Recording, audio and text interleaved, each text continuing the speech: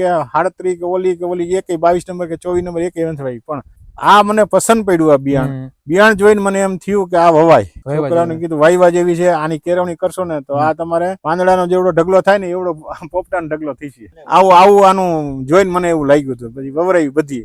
આમાં તો હજી ગિરનાર 4 વાર મેં ગિરનારને વણ મૂકી દો. ગિરનાર નથી વાવવી જ નથી કીધું, અને આમાં આ વાવો હાડ બહુ સારી લાગી. ગિરનાર કરતા ગિરનારમાં વણ હળો બહુ છે, બધી જગ્યાએ આમાં હળો નથી. જોકે કેળવણી કરે એને હળો નથી, પણ જેને દવાઓ બોવાનું જેને પાટ વ્યવસ્થિત કર્યું છે એના માટે સારું છે. દવાઓમાં જરાક પાછળ રહી ગયા, આજ નહીં કાલ કરશો, કાલની કોઈ દી ટાઈમ આવતો જ નથી. ખેતીમાં હવે વેપાર જેવું થઈ ગયું છે. વેપારી જેમ ખેતી વેપાર કરે ને એમ ખેતીમાં દરરોજ વાડીએ આવવું પડે, તો જ થાય, ધ્યાન આપવું પડે, તો જ ઉત્પાદન. નમસ્કાર ખેડૂત મિત્રો, આજે અમે આવી ગયા છે ધ્રોલ તાલુકાના લતીપર ગામમાં. ત્યાં આપણે એક પ્રગતિશીલ ખેડૂત છે, ખેતીમાં ખૂબ વ્યવસ્થિત ધ્યાન આપે છે, ટાઈમો ટાઈમ જે પાકની કેળવણી કરવાની હોય એ કરે છે. તેવા પ્રગતિશીલ ખેડૂતની આપણે મુલાકાતે છીએ, અને એણે એક જુનાગઢ યુનિવર્સિટીની સંશોધિત જાત GG37 નામની, સુરત ગૌરવ નામની, જે 2021માં જે રિલીઝ થયેલી તે વેરાયટી વાવેલી છે. ખાસ કરીને ખેડૂત મિત્રો ધ્યાન રાખજો, GG37 વેરાયટી છે, TG37 નહીં. TG37 આપણે જૂની વેરાયટી છે, આ નવી જ વેરાયટી છે. GG37 વેરાયટીનું વાવેતર કરેલું છે. તો આપણે ખેડૂતનો અભિપ્રાય લેશું કે તેને આ વેરાયટી કેવી લાગી. બીજા નંબરમાં આજુબાજુમાં અન્ય વેરાયટીઓ પણ હોવાયેલી છે. ગિરનાર 4 છે, 20 નંબર છે, 22 નંબર છે, 39 છે, TG37 છે, એ બધી વેરાયટી વાવેલી છે. અને એમાં આમાં તમને શું શું ફરક લાગે છે તે અમને પૂછજો, એટલે બીજા ખેડૂત મિત્રોને પણ વ્યવસ્થિત ખ્યાલ આવે. તો સૌપ્રથમ તમારું નામ જણાવજો. હા, મારું નામ સુરેશભાઈ કેશવભાઈ ભંડેરી છે. હું લતીપર ગામનો ખેડૂત છું અને લાલપુર પરામાં રહું છું. હવે આપણે કેટલા વીઘા જમીન છે?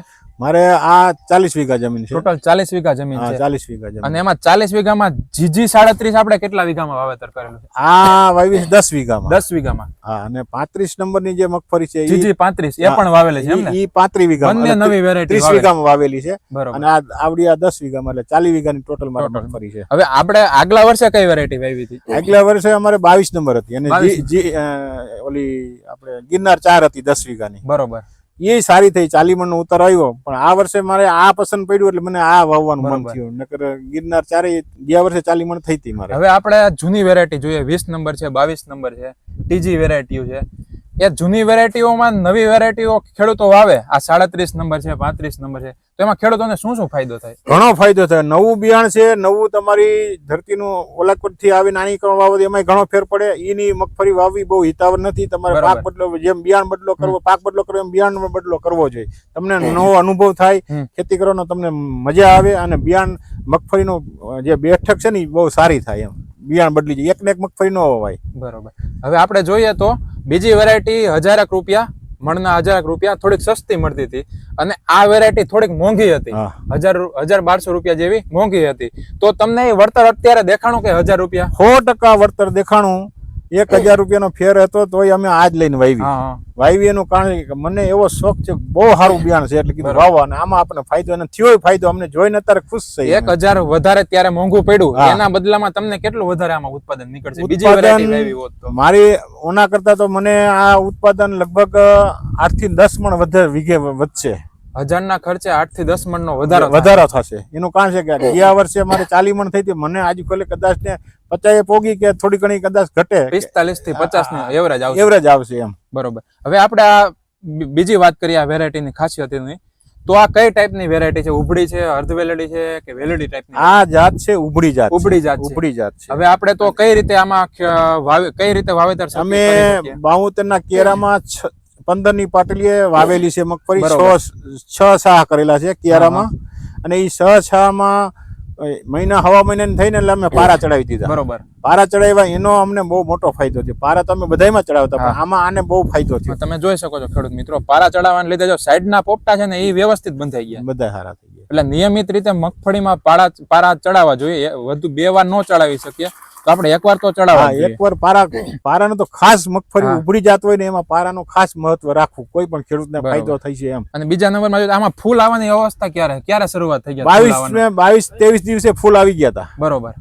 22-23 દિવસે ફૂલ આવવા માંડી ગયા હતા. આમાં આવડી આ મગફળીમાં 35 કરતા 2-3 દી વેલા ફૂલ આવ્યા. બરોબર. અને 20 નંબર કરતા 20 નંબર ને તો 8-10 દી ફેર પડે. 20 નંબર વાહે ફૂલ, આ વેલા ફૂલમાં આ 22 દિવસે ફૂલ દેખાઈ ગયા હતા આમાં. બરોબર. હવે અત્યારે કેટલા દિવસની થયા? અત્યારે થઈ 3 મહિના અને આજે 4 તારીખ થઈ ને, હા, તો 3 મહિના પાકા થઈ ગયા. 3 મહિના પાકા થઈ ગયા. હા, હવે આ વેરાયટીની ખાસ ખાસિયત જોઈને તો આપણે 3 દાણાવાળા પોપટાનું પ્રમાણ પણ આમાં જોવા મળે હા, છે. 25-30-20% ઈ છે 3 દાણાવાળા પોપટા છે.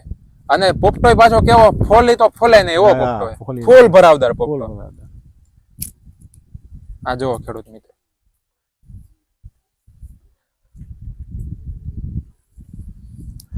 આ વેરાયટીની રોગ પ્રતિકારક શક્તિ વિશે તમે શું કહેવા માંગો?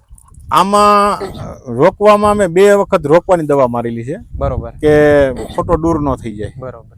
આની પહેલા મારી હતી 15 દી પહેલા મારી હતી. તેથી આ રોકવાથી શું ફાયદો થાય કે હેઠે મંડે હુયા ફૂટવા, બોગડા ફૂટ થવા અને એકદમ માલ થવા માંડે. બરાબર. અને વલને કઈ વધારે કરાવવાની જરૂર નથી. એમ આ વલ ખોટું વધારે થાય એનો અર્થ નથી હા, કઈ, પણ હેઠે માલ સારો થાય ને એના માટે વધ અટકાવવી જોઈએ. એમ અને આપણે જૂની વેરાયટી જોઈએ 20-22 જે લોકલ જે અત્યારે વાવે જ છે, બહુ ખેડૂતો વાવે છે, તો એમાં અને આમાં રોગ પ્રતિકારક શક્તિમાં તમને શું ફેર લાગે? આમાં જોવો તો તમે પાંદડાના રોગ છે, ટીકા છે, એ નથી આમાં ક્યાંય જોવા મળે. રોગ પ્રતિકાર શક્તિ આનામાં સારી છે. બરોબર, બહુ નરવી રહી છે મગફળી. દવાનું પ્રમાણ ઓછું જ હોય બીજા કરતા. આ 22 નંબરમાં ને ગિરનાર 4માં જે એમાં રોગ બરોબર. આવે ને એવો આમાં રોગ ઓછો આવે છે. મતલબ કે જે પશુ વાળા ખેડૂતો હા, હોય હા. એના માટે સારો પાલો ને એવું. હા, બહુ સારો પાલો. આ પાલો લીલા- ખવડાવવામાં બહુ ફાયદાકારક થઈ છે. બરોબર. તો આ વેરાયટી તમને કેવી અનુકૂળ લાગી ને આવતા વર્ષે તમે કઈ વેરાયટી વાવશો? મારે તો આવતા વર્ષે 37 આવડી આજ વાવવાની છે. આખા 40 વીઘામાં વાવવી છે. અને અમે તો વાવી દી 5મા મહિનાની 25 તારીખથી અમારું ઓરવણું ચાલુ થઈ ઓરવીને ગયું. વાવી દીધો. બરોબર. ઓરવીને વાવી પછી અમે છઠ્ઠા મહિનાની 1 તારીખની આજુબાજુ અમારું વાવેતર થાય. બરોબર. સમજી ગયા? એટલે 3 મહિના આને થયા. સમજી ગયા?